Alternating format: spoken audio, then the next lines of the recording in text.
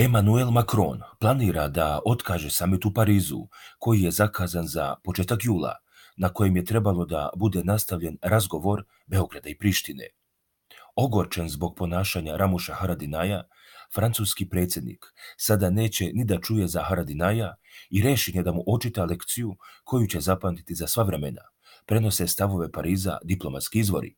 Naime, da bi Albancima pokazao gde im je mesto, Macron će prvo doći u Beograd, a tek po povratku u Pariz razmislit će o mogućem datumu za održavanje nove runde razgovora, čime će pokazati svima kakav je stav Pariza prema Balkanu.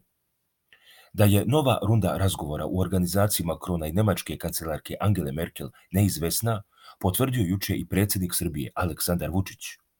Na samitu koji su u Berlinu organizovali Macron i Merkelova, Haradinaj je demonstrirao osionost i bahatost preko koje francuski predsjednik neće da pređe, naglašavaju izvori. Ističe se i da Macron ni posle više od mjesec dana, koliko je prošlo od razgovora u Berlinu, nije spreman da oprosti odbijanje Prištine da se urazumi. Macron neće ni da čuje ni da vidi Haradinaja, čak i da Ramuš sada ukine takse, formira zajednicu srpskih opština i ispuni sve obaveze na koje se Priština obavezala tokom dosadašnjih razgovora, Macron neće popustiti. Zapamtit će kako izgleda kada neko umisli da može da se poigrava sa Francuskom.